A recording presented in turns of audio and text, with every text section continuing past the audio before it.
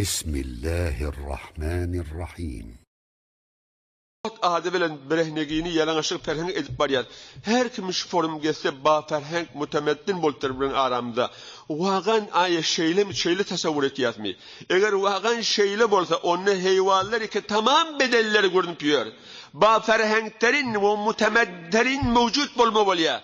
Eğer yalanaş gelmeklik ferheng bolsa onu heyvandan başka mütemeddin ba ferheng yok bolma bolya. Müslüman da onlar. Bir fars dilli bolturun ulaman bir aytiya. Bir qiynan zaten hemme kıyamet qolaylarına bolacak diyen zaten şuvat bolup durun yani adam şoňa qiynan. Bir tawatli, bir akıllı dindar adam näme diye? Efsus ya. Efsus. Ruzi qahat reşit ki bidini namader rawşan fikri qahat şot diye. Efsus ökünçte bir gün gelir diye bir vakt bulur bidini gezmek, yalanaç gezmek, arak içmek, vamanmak, nuzul olmak rawşan fikrin alamatı olur. Yani şol adamlar rawşan fikir diyorlar. Bir adamı ki din tutacak bolya, bir zenani ki hicaplı geçecek bolya, namahreme kaçacak bolya, ona bir ferheng deyip aydallar diye. Bir adamı ki vamalacak bolya, bana bir ferheng iktisatın haber yok deyip aydallar diye. Vay şolun gelen işin gaytti diye şu alim adam. Müslüman da olur. Mene itmayın gelip durum gelmendirim özümü gözden. Özümü de vağan çarvı deydirecek olup, özümü bir tavat deydirecek olup, hiç mi o ayalla oğlumda, kıyıllamda, ya hemsayamda bir geyip bölen köyünün ne hacır oluyor deyip aytıp bilem. Yok ne deyip bir tavat diyecekler. Daha da düşünmeyen diyecekler. Zaman şeyle böyle içtimai dersen, baferhenk dersen, gayrı mutemettin diyecekler deyip aydıp bilemiz yok. Gelimize aydıp bilemiz yok. Kıyımıza aydıp bilemiz yok. Müslüman da olur. Haberdar olayım. Hudayi Tebarek ve Teala ahirde diyenli ettirer ha. Men bir kıyıs kırağı dahastan aydın vağın antik bir zat. Christian Andersen diyen bir nevisinde vasıflaşıptır. Vağın akidesinin necirini bilmek bir kul yani kızada aytıptır. Açıp dağda aytıptır. Yani biz neyme mesal, biz şu an ömrde bir ferheng diyelim mukadip, savatsız diyelim mukadip, kıyırlamıza mının bir hecap deyip bilemiz yok. Zenanamıza bir hecap deyip bilemiz yok. Gelinimize bir hecap deyip bilemiz yok. Şuna acayip mesal vuruptur. Bir gen mesal. Neyme diye? İki tane hayyat bir şehre geliyor. Eğilmişlik diyen hayyat. Padişahın yanına var ya, ağlap neyme diye biz beter kavu eğilmişlik yaz. Tamam padişahlan diye eğilmişliği, şu açeli bir tık yaz deyip, padişahdan kullen pul alıp, kızıl alıp, kumuş alıp, hemen cevarat alıp, eğilmişlik eğiliyor. Yöne de ey padişah kabile alem diye. Bizim bir muhim in gen nadımız şu diye, bizim tıklayan eğilmişliğimizi fat halallade görüyor, haramzade görmeye diye. Yani veledine görüp bilmeye diye. Pes sana bir eğilmiş çıkacak diye. Her kim şey eğilmişini görmedi şu haramzade diye, halaldade böyle görüyor diye. Şuncure diye bir sehramiz hasiyetli bolup durun, biz sana eğilmiş çıkıp veriyor. Padişah'da bana beğeniye, hemme tala o nokru, hemme adı beriye, bir taru pudi teladan bolup durun, nokrudan bolup durun, eğilmiş çıkmaklı sefariş veriyor. Hayatta pulları alıyarlar. Cefaratı alıyarlar. Olukan karkan içinde padişaha labas tıkmayana duruyorlar, eğilmiş tıkmayana. Türkiye parça yok Müslümanda olur. Hiç de. Kızıl yok. Onlar emmez alıptır. Kumuş yok. Bunlardan hiç gayti yok. Yöne ellerini bir form tıklayan yali edip, gayşı bilen kesiyen yali edip, ellerini kıyımladıp, şey deyip işleptir olan yalanlarını. Yalanını hiç tak yok diye. Bir gün padişah, Nuhos vezirin iveriye, bar men eğilmişim ne ettir gör diye. Nuhos veziri geliye görse hiç tak yok. Ne gayçı var. Ne maşin hayati var, ne irmaş var, ne berilen kılıl kumuşlu hiç dert yok. Yönefat eğer yok diyse ne mi diyecek? Haramzade diyecek, bunu haramzade görmeye diyecekler. Bir yalandan önüne haramzade diyecekler olup, berekellah, merhaba, acaba irmaş çıktı yanız deyip, berekellah çıkıyor diye. Sonra yine başka mesullerde şah İveriye barın görün diye, başka mesullerde bilyerli hiç irmaş yok. Yani eğer ilmaş yok diye bunlar haramzade diyecek. Bunlar da hemmes berekellah ver kaytiya. Hemmes berekellah ver kaytiya. Ağırda padişahın öğüdü geliyor. Görse dert yok. Korkup bir de eğer ilmaş yok diye önüne haramzade diyecek. Gata oda deyip tarif edip kaytiya. Ne çoğundan sonra bariye porof etmeli oluyor.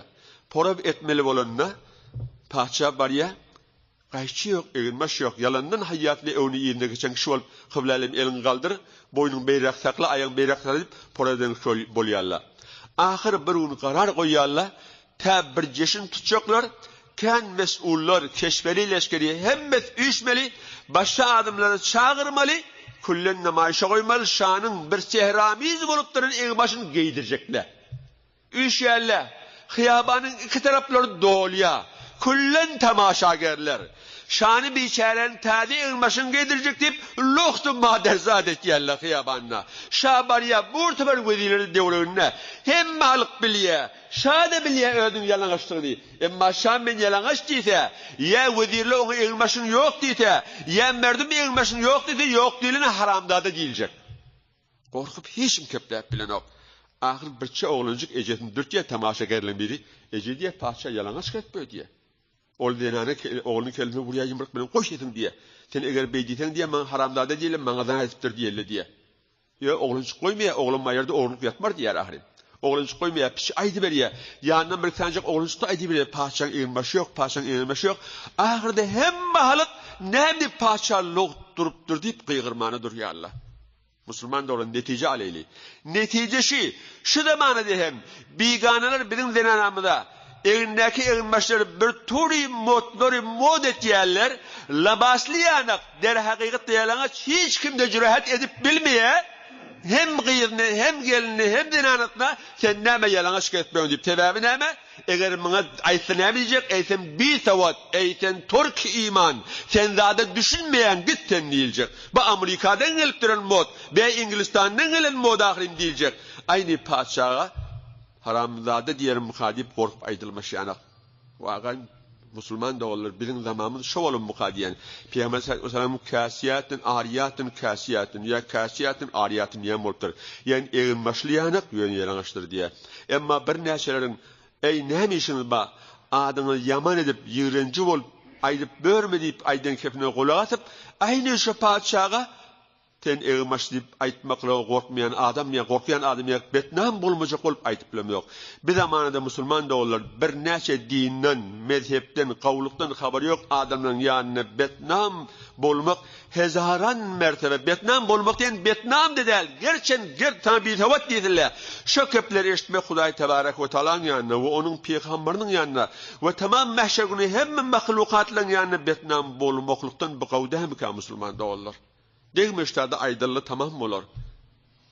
Onun bu gavdayım ki, kıynanç da olsa, hecabi ki, örtkü ki zenanlar örtmeli, zenanların avrat cahidini, ayıp yerini puşeş vermeli, bizim yani erkeklerin aklını, gayratını örtüptür diye takılacak şu zamanında. Kıynanmasak yalancıyadır, Müslümanda olur.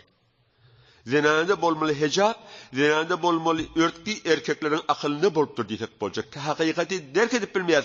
Hatta zenanlar hecaplı bolat gelse erkek hecaplı etmeye, toya gidecek diye, zenana hayaleyin başka yiyecek bolanı beygir başına gidecek gidecek diye, liyakudu Ayşe Ayder'ini bardatlar. Resul-i Ekrem sallallahu aleyhi ve sellem Cibril'in soraptır diye, ken odal ayttım. Feriştelerin gülyen yeri, ağlayan yeri bam diptir diye de. Resulullah cevap veriyor ferişte, üç yerde ağlaya, üç yerde meskara dik gülüye diye. Hoş bulup gülmeden meskara dik gülüye diye. Şu an bir gülyen yeri, bir denane ölür diye, bir heleyi ölür diye, yuvolla, kefellerle, cinaza çıkanla, o zaman kabra cahilecek bolurlarından mehremi gelsin diye kıygırırlar. Erkek doğum gelsin, derdesi gelsin diye kıygırırlar. Ne mi deyip? Şu an üstüne parça çekmeli. O da bir hecap gelen denane, bet hecap gelen denane, parça çekmeli kabrın yanak durallı görmesin deyip, şonunu diye feriştele Cibril'i kurulma diye, feriştele yankıyıp, erkek doğuna ya dede ne mi diye, ey akmak diye diye, ey sığır heyvan nivaydalı diye. Sen o da yalana çıkıp belki, diri belki, hem mahalık hevat et belki bir parçanı onu tutmadın, git inni hiç bunu hevat et, gözlep diyor deyip, maskara edip gülüllü diye sana. Müslüman da olur, şöndürü gülniyerlerden bulamayın. Hevara haberdar bolayın. Hevara haberdar bolayın. برای مشاهده ویدیوهای بیشتر به کانال یوتیوب سخنرانی های علمای ترکمن سر بزنید، مشترک بشید و منتشر کنید، اجر ببرید.